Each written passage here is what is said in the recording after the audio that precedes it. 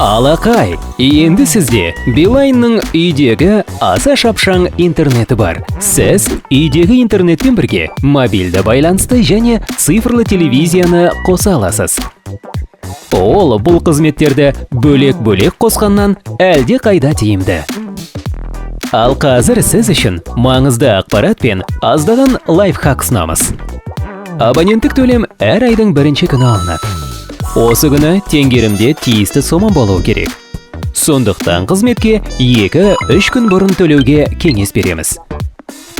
Егер қызметке бірі күні немесе одан кейінірек төлесеңіз, төлемді өңдеу және қызметтерді жаңарту біраз уақыт алады да интернет бірден пайда болмайды. Егер төлейтін сомаңызды ұмытып қалсаңыз, жұлдызша 799 тор тегін пәрменін теріңіз. Назар аударыңыз, бұл ақпаратты қызмет тіркелген нөмірден немесе үйдегі интернет топтамасына кіретін нөмірден ғана сұрауға болады. Пәрменді терген соң, төлем сомасы бар хабарлама келеді.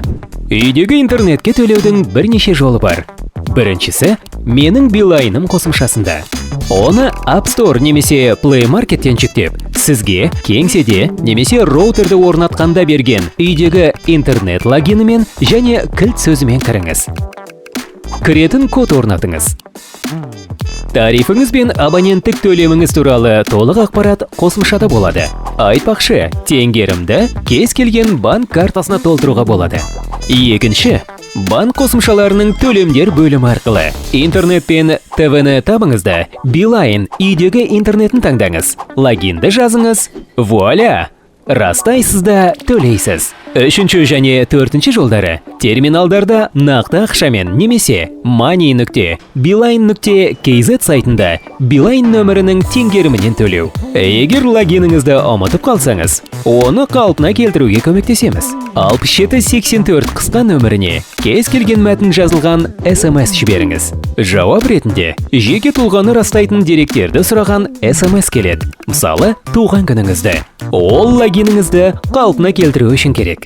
Назар аударыңыз, бұл ақпаратты қызмет тіркелген немесе үйдегі интернет топтамасына кіретін нөмірден ғана сұрау керек.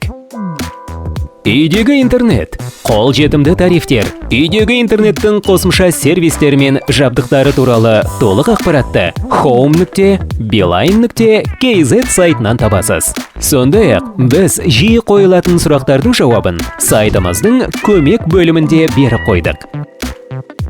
Сұрағыңызға жауап таппадыңыз ба?